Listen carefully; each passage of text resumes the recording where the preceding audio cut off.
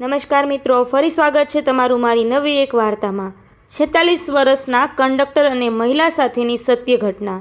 લાંબા રૂટની સરકારી બસ, 46 વર્ષના કંડક્ટર અને 25 વર્ષનો જુવાનજોર ડ્રાઈવર, બંને ક્ષત્રિય। પેસેન્જરથી ખીચોખીચ ભરેલી બસ સરકારી ગતિથી ચાલવાની ઝડપે દોડી રહી હતી। માર્ગમાં એક ગામ આવ્યું। કંડક્ટરે ઘંટડી વગાડી।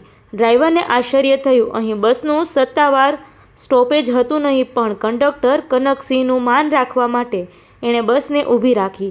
રસ્તાની બાજુમાં મોલથી લચી પડતું ખેતર હતું। ખેતરના એક ખૂણામાં 2 માળનું રણિયામણું મકાન હતું। જાણે બસની રાહ જોઈ રહ્યું હોય એમ એ ઘરની અંદરથી 2 રૂપાળી સ્ત્રીઓ ઝડપથી ઢેલની જેમ ચાલીને બસ પાસે આવી। એકના હાથમાં ડબ્બો હતો, બીજીના હાથમાં એક ડોલચું। કનકસિંહે એ સ્ટીલનો ડબ્બો અને ડોલચું લઈ લીધા। ત્રણેય જીવો વચ્ચે પ્રેમભર્યા સ્મિતની આપ-લે થઈ અને કનકસિંહે ઘંટડીની દોરી ખેંચી। ડ્રાઈવર રાજવીરસિંહે બસ હંકારી મૂકી। લગભગ એકાદ કલાકનો પંથ કાપ્યો, એ પછી મોટું સ્ટોપેજ આવ્યું। કંડક્ટરે મોટા અવાજમાં જાહેર કર્યું, અહીં 35 મિનિટનું રોકાણ છે। ચા, પાણી, નાસ્તો કે જમવાનું જે હોય તે બધું અહીં જ પતાવી દેજો। જ્યારે હું 2 વાર 3 ઘંટડી વગાડું ત્યારે બધા પાછા આવી જજો। બસ તમારી સગી નથી થતી, જે નહીં આવે એના માટે ઊભી નહીં રહે। પેસેન્જર્સ હસી પડ્યા। મોટાભાગના જેઓ આ રૂટ ઉપર મુસાફરી કરવા માટે ટેવાયેલા હતા એ બધાને કનકસિંહના મજાકિયા સ્વભાવની જાણ હતી। બાપુ ક્યારેક ખીજાઈ જાય તો એ કોઈને ખરાબ લાગતું ન હતું। બધા મુસાફરો નાસ્તા પાણી માટે ગોઠવાઈ ગયા ત્યારે કનકસિંહે ડ્રાઈવરને કહ્યું, આપણે બહારનું ખાવાનું નથી, આજે મારા ઘરેથી। બંને જણા એક ખાલી ટેબલ પાસે ગોઠવાઈ ગયા। મેથીના થેપલા, માખણ, આથેલા મરચાં અને સૂકી ભાજી આરોગવા લાગ્યા। ડોલચામાં મસાલાવાળી ચા પણ હતી। અચાનક ડ્રાઈવર રાજભાઈએ હિંમત કરી નાખી, કનુભા, એટલું તો વગર કીધે હું સમજી ગયો કે તમારું ઘર હતું, પણ મને એ ન સમજાયું કે 2 બહેનોમાંથી તમારા ઘરવાળા? કનકસિંહ હસી પડ્યા। તમારા સવાલોનો જવાબ હું એક વાક્યમાં નહીં આપી શકું, રાજભા। એના માટે તો મારે તમને 15 વર્ષ પહેલાંના સમયમાં લઈ જવા પડશે। કનુભા, માંડીને વાત કરો તો મજા પડશે। રાજભાના મોઢામાં રાજપૂતાણીએ બનાવેલા ભોજનનો સ્વાદ હતો અને કાનમાં 56 ઇંચની છાતીવાળા ક્ષત્રિયના મુખથી ટપકતી વાત રોમાંચ બનીને પ્રવેશી રહી। ત્યારે મારી ઉંમર 25 વર્ષની, જુવાની દેહ ફરતે આંટો દઈ ગયેલી, ધરતી ઉપર પાટું મારું તો પાણી કાઢું એટલી શક્તિ હતી। મારું લગ્ન તો 23 વર્ષનો હતો ત્યારે જ થઈ ગયું હતું, પરંતુ પત્નીનું નામ સૂરજ। ઘરમાં હું, સૂરજ અને મારા બાપુ એમ 4 જણા હતા। ખેતીનું કામ બાપુ સંભાળતા હતા। હું નવરો હતો એટલે શોખ ખાતર નોકરીમાં રહી ગયો, સરકારી બસમાં કંડક્ટર। મને નાના રૂટ પસંદ ન હતા, ત્યારે પણ 8-10 કલાકનો રૂટ જ હું ખેડતો હતો। એકવાર આવા જ એક બાપુ કયા રૂટ પર જતા હતા એ તો જણાવો? રાજભાને રસ પડ્યો। નામ નહીં જણાવું, દક્ષિણ ગુજરાતનું ટર્મિનસ હતું, ત્યાંથી મારા ગામ તરફ વળતો પ્રવાસ હતો। અધવચ્ચે બસ ઊભી રહી, ત્યાંથી એક બાઈ બસમાં ચડી, જુવાનીના તોરણથી શોભતી અને રૂપના અંબારથી લચી પડતી। એ બાઈની કેડમાં એક ધાવણો દીકરો પણ હતો। મેં પૂછ્યું કે ક્યાંની ટિકિટ ફાડું, તો એ કહે, જ્યાં આ બસ છેલ્લે ઊભી રહેવાની હોય ત્યાં મને ઉતારી દેજો। એના જવાબ અને અવાજ પરથી હું સમજી ગયો કે બાપડી દુખિયારી છે। બસની ટિકિટના પૈસા લેવાનો સવાલ જ ન હતો। મેં મારા પૈસે ટિકિટ કાઢી આપી। એ ખાધા પીધા વિના બેસી રહી। પૂરા 8 કલાક પછી બસ ડેપોમાં પહોંચી, પેસેન્જર ઉતરી ગયા। હું ઓફિસમાં પૈસા જમા કરાવવા ચાલ્યો ગયો। બસ એ બાઈ સાથે તમારો આટલો જ સંગાથ? આમ તો આટલેથી જ વાત પૂરી થઈ ગઈ હોત જો એ ત્યાંથી ચાલી ગઈ હોત, પણ હું પૈસા જમા કરાવીને પાછો આવ્યો ત્યારે એ હજુ ત્યાં જ ઊભેલી હતી। સૂમસામ રાત હતી, નિર્જન બસ સ્ટેશન હતું અને રૂપ ઝરતી એકલી જુવાન સ્ત્રી હતી। મેં પૂછ્યું, રાત્રે ક્યાં રોકાશો? ત્યારે એણે કહ્યું, અહીં જ બાકડા ઉપર પડી રહીશ। આજુબાજુમાં કોઈ જ માણસ દેખાતું ન હતું, પણ થોડે દૂર 2-4 ખીચા કાતરુઓ અને નશાના બંધાણીઓ, મવાલીઓ આંટા મારતા હતા। મને એ બાઈની સલામતી ન દેખાણી। મેં પૂછ્યું, મારી સાથે આવશો?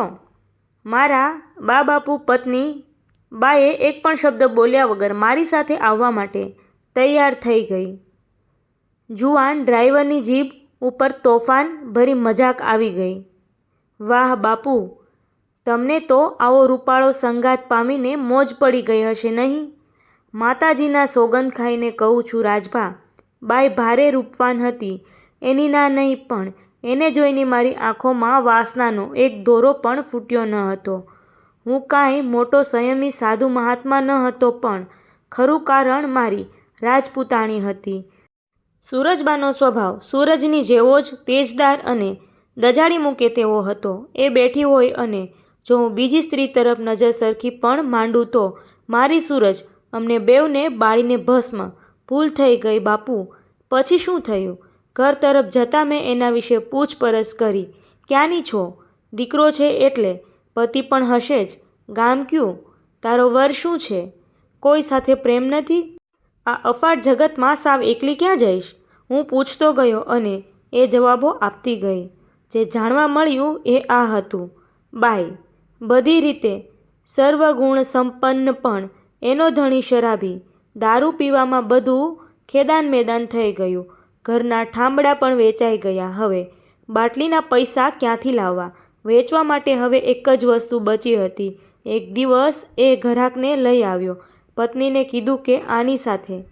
બાઈ તૈયાર ન થઈ. ખૂબ માર પડ્યો. બાઈ છોકરાને લઈને નીકળી ગઈ. જે બસ હાથમાં આવી એમાં બેસી ગઈ. અરે રે, ભારે થઈ બાપુ. આટલી રૂપાળી અને સંસ્કારી સ્ત્રીના ભાગ્યમાં આવો પતિ. રાજભા દરેક જાતવાન ઘોડી ઉપર બેસનાર અસવાર રાજકુમાર જ હોય એવું ન બને. ચોર લૂંટારાને ડાકુ પણ ક્યારેક. જવા દો એ વાત. રાત્રે ઘરે પહોંચ્યા. મેં સૂરજને જગાડીને બધી વાત કરી. બા બાપુ પણ આવી ગયા. મારી બાએ પૂછ્યું, બાઈ તારી ઈચ્છા જણાવ, તારે શું કરવું છે? બાએ કહી દીધું, હું તમારા આશરે આવી છું. તમે જે સંબંધથી મને રાખજો એ સંબંધથી હું રહીશ. જો અહીંથી નીકળી જવાનું કહેશો તો હું દીકરાને લઈને કૂવામાં. પછી શું થયું? એ રાત્રે તો કોઈ નિર્ણય લેવાયો નહીં. સૂરજ ગર્ભવતી હતી. 8મો મહિનો ચાલવાનો હતો. એ રાત્રે મને બહાર ખાટલામાં સુવડાવીને બંને સ્ત્રીઓ અંદરના ઓરડામાં સૂઈ ગઈ. રાતભરે બંનેની ગુપચૂપના અવાજો આવતા રહ્યા. સવારે શિરામણ વખતે સૌની હાજરીમાં સૂરજે કહી દીધું, આ બાઈને હું રાજી ખુશીથી આ ઘરની વહુ બનાવું છું અને નવું નામ આપું છું. સાથે સાથે મારો પતિ પણ આપું છું. આજ પછી ચંદા મારી નાની બહેનની જેમ મારી સાથે જ રહેશે. કોઈએ ના પાડવાની નથી. અરે, તમારા પત્ની સૂરજબાએ આવું કહ્યું? તમે તો કહેતા હતા કે સૂરજબાનો સ્વભાવ બાળી નાખે તેવો છે. હા, પણ આ જગત એ સૂરજના પ્રતાપે જીવી રહ્યું છે. સૂરજે વિચારી લીધું કે નિરાધાર જુવાન સ્ત્રી કોઈ પણ જાતના સંબંધ વગર આ સમાજમાં જીવી નહીં શકે. લોકો ભાતભાતની વાતો કરશે. એના કરતાં એના માથા ઉપર પતિના નામનું ઓઢણું મૂકી દેવામાં આવશે તો લોકોના મોં ઉપર કાયમ માટે તાળું વસાઈ જશે. સૂરજનો નિર્ણય સુપ્રીમ કોર્ટના ચુકાદો હતો. બધાએ સ્વીકારવો જ રહ્યો. બીજા દિવસે મારા અને ચંદાના લગ્ન થઈ ગયા. કોઈ પણ જાતની કાનૂની પ્રક્રિયા કર્યા વગર સંસાર શરૂ થયો. આજે 1.5 દાયકા પછી પણ અમારા પ્રવાસમાં નાનો સરખો બમ્પ કે ખાડો આવ્યો નથી. અમે પ્રેમનો ગુણાકાર જ કરી જાણ્યો છે. બાપુ, બંને પત્નીઓ કુલ કેટલા સંતાનો થયા? સૂરજ ગર્ભવતી હતી. એણે પૂરા મહિને દીકરીને જન્મ આપ્યો. અમે 3 જણાએ નક્કી કર્યું કે ઘરમાં ચંદાને એક દીકરો છે અને સૂરજની એક દીકરી. ત્રીજું સંતાન નથી જોઈતું. બસ અમારા બંને બાળકો સરસ રીતે ઉછરી રહ્યા છે. આંગણે આવેલી એક નિરાધાર સ્ત્રીને આશરો આપવાનું અને એના દીકરાને પોતાનો દીકરો માનીને અમારો વારસો આપવાનું પવિત્ર કાર્ય મારી રાજપૂતાણીએ કર્યું છે. જુવાન ડ્રાઈવર ચાના મીઠા ઘૂંટડા ભરતા ભરતા વિચારી રહ્યો, વાહ, સૂરજ ચંદાની આવી જોડી તો આસમાન પાસે નથી. માતાજી તમારી ત્રિપુટીને અખંડ રાખે. તો મિત્રો, આવી સત્ય ઘટના આધારિત વિડીયો જોવા માટે મારી ચેનલમાં બન્યા રહો. સૂરજબાના દીકરી અત્યારે IPS થઈ ગયા છે અને ચંદાબાનો કુંવર હાલમાં અમેરિકામાં વેલ સેટલ છે. તો ફ્રેન્ડ, આવી સત્ય ઘટનાઓ આધારિત વિડીયો સાંભળવા માટે મારી ચેનલમાં બન્યા રહો. ચેનલને સબસ્ક્રાઈબ જરૂરથી કરી દેજો અને વિડીયો પસંદ આવ્યો હોય તો તમારા ફ્રેન્ડ સર્કલમાં શેર જરૂરથી કરી દેજો. થેન્ક યુ મિત્રો.